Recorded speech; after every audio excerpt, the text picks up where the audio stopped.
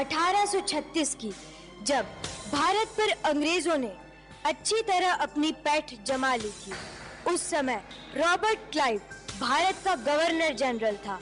TB Macaulay नाम का एक शख्स उसकी काउंसिल का एक मेंबर था। अंग्रेज भारत में अपनी जड़ें और मजबूत करना चाह रहे थे और ये कार्य उन्होंने मैकाले को सौंपा। मिस्टर मैकाले, तुमको पता है कि तुमको इंडिया में किस लिए बुलाया गया है? Yes sir, I know it very well. Sir, India में अंग्रेजी राज की जड़ें मजबूत करनी है और ये प्रोजेक्ट मैं जरूर कंप्लीट करेगा सर। सर, मैं आज ही एक मीटिंग बुलाएगा।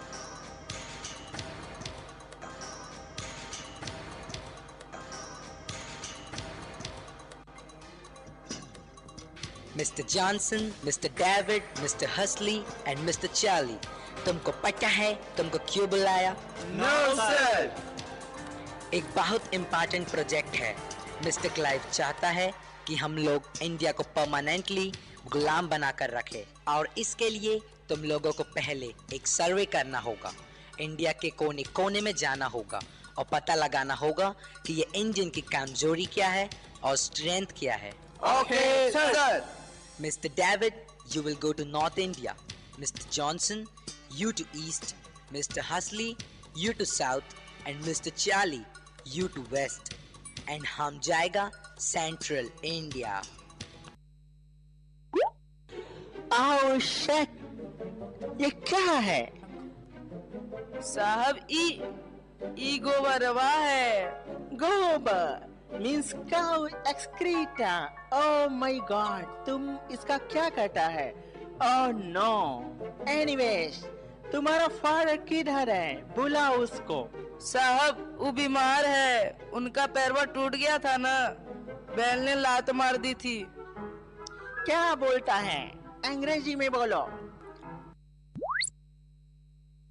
काउस हस्बैंड मारिंग सिंगड़ा, टूटा टंगड़ा, सो माय फादर लंगड़ा।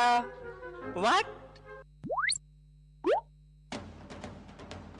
चारों अधिकारी अपना प्रोजेक्ट पूरा करके सर्वे रिपोर्ट मैकाले के आगे पेश करते हैं। Good morning sir. Oh, very good morning. What about the survey? Sir, मेरा रिपोर्ट बोलता है कि इंडिया में कोई गरीब नहीं। सर, इंडिया में कोई चोर या भिखारी नहीं दिखा। सर, इन इंडियंस को अपनी संस्कृति पर बहुत कमन है। सर, मैं जिस एरिया में गया वहाँ 100% पीपल एजुकेटेड है। You all may leave now. और इस तरह से लॉर्ड मैकाले पूरी रात अपने मिशन को कामयाब करने की साजिश रचता रहा और अगले दिन हाउस ऑफ पार्लियामेंट में उसने अपनी रिपोर्ट पेश की। सर, मैंने पूरे इंडिया में अपनी टीम भेजकर सर्वे करवाया। पूरी इंडिया में एक भी आदमी ऐसा नहीं मिला जो भिखारी हो, चोर हो। यहाँ के लोगों का कैरेक्टर बहुत ऊंचा है और इसी कारण मुझे नहीं लगता हम यहाँ ज्यादा दिन टिक पाएंगे। What? मिस्टर मैकाले, तुमको पता है तुम क्या बोल रहा है? Let me complete, sir. Okay, continue. Sir, हम इस देश को तब तक नहीं जीत पाएंगे जब तक इसकी रीढ़ की हड्डी को तोड़ ना दे। रीढ़ की हड्डी? You mean backbone of India? क्या है वो? इनका बैकबोन है इनका एजुकेशन सिस्टम, मतलब गुरुकुल शिक्षा व्यवस्था। लेकिन तुम ये सब करेगा कैसे? सर, अभी इस देश में 7,32,000 गुरुकुल है, यानी हर गांव में एक गुरुकुल।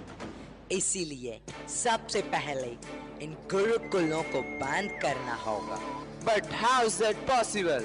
पहले हम गुरुकुलों को इलीगल घोषित करेगा, फिर संस्कृत भाषा को।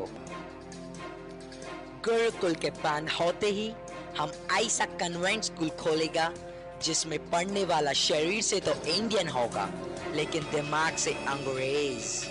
इन्हें अपने देश संस्कृति के बारे में कुछ नहीं पता होगा। इन्हें हिंदी बोलने में शर्म आएगी। ये सोचेंगे कि जो कुछ अंग्रेजी है और जो कुछ विदेशी है वही अच्छा है, और ये पढ़ेगा यहाँ और काम करेगा हमारे लिए, और तब अंग्रेज भले चले जाएं पर अंग्रेजियत कभी नहीं। लेकिन ये काम बहुत मुश्किल है, कोई गुरुकुल क्यों बंद करेगा? Nothing is impossible. हमें गुरुकुलों को जबरदस्ती बंद करना होगा। गुरुकुलों में आग लगा दो, तोड़ दो, वहां के गुरुओं को मारो, पीटो, जेल में डाल दो। हा हा हा हा हा हा हा हा हा हा हा।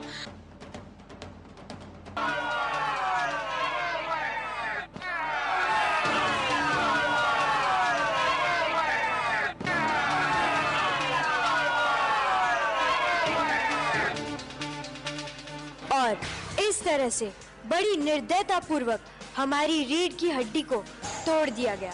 और आज ये मैकाले की शिक्षा का ही प्रभाव है कि हमें हिंदी बोलने में शर्म आती है। माय हिंदी इज वीक बोलना स्टेटस सिंबल माना जाता है।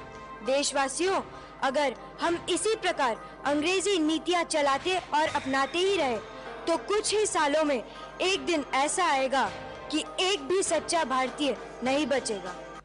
अब देखिए अंग्रेजी का प्रभाव इस गांव के छोरे पर कैसा पड़ा। जब ये अपनी पढ़ाई पूरी करके गांव लौटा, वह किसी गांव वाले से बात करने में अपनी बेइज्जती महसूस करता था। अपने आखिरी समय में भी वह हिंदी बोलने में शर्म महसूस करता रहा। और आगे देखिए। Water, water, water.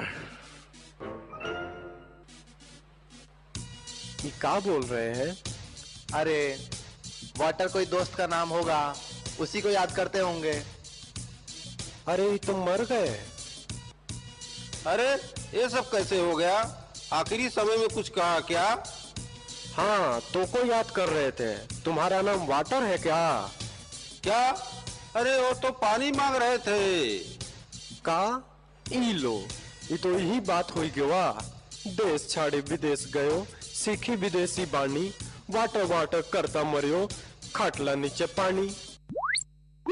तो देखा आपने अंग्रेजी शिक्षा का प्रभाव। और कलकत्ता में पहला कॉन्वेंट स्कूल खुलने के बाद पूरे देश में कुकुरमुत्ते की तरह कॉन्वेंट स्कूल खुलने लगे और परिणाम स्वरूप हम अपनी ही भाषा से दूर होते चले गए।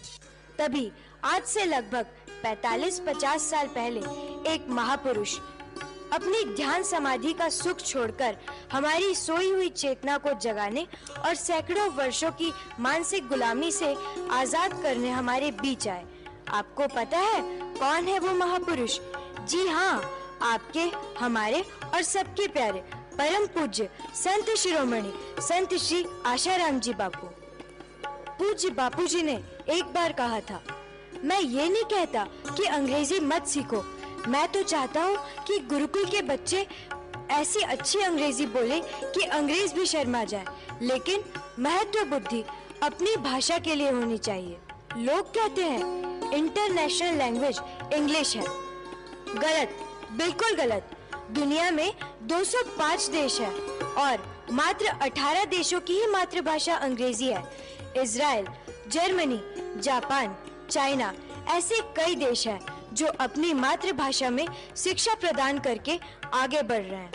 रूस, ब्रिटेन, अमेरिका, थाईलैंड, इंडोनेशिया जैसे बड़े बड़े देश बचपन से ही बच्चों को स्कूल में संस्कृत सिखा रहे हैं। नासा के द्वारा बनने वाले 6वें व 7वें जनरेशन के कंप्यूटर संस्कृत पर ही आधारित है।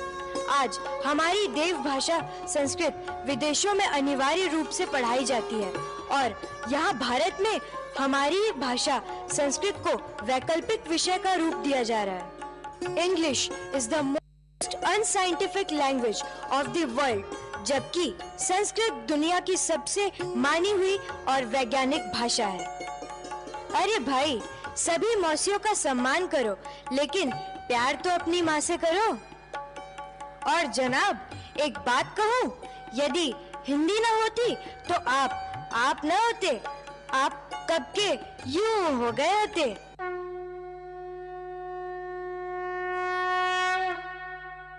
आज के समय में संत श्री आशाराम जी गुरुकुल ही है जो आधुनिक शिक्षा प्रदान करने के साथ साथ अपनी संस्कृति, धर्म, आध्यात्म, देश और मातृभाषा से प्रेम करना भी सिखाते हैं। और इसलिए आज पूज्य बापूजी द्वारा प्रेरित दीपावली अनुष्ठान शिविर में मैं सभी भारतवासियों का आह्वान करती हूँ कि यदि चाहिए उच्च शिक्षा और दिव्य संस्कार तो आइए गुरुकुल के द्वार। हरिओम मां, हरिओम मां, हरिओम मां। शिक्षा संस्कृत संस्कारों की पावन धरा, जहाँ गुरुकुल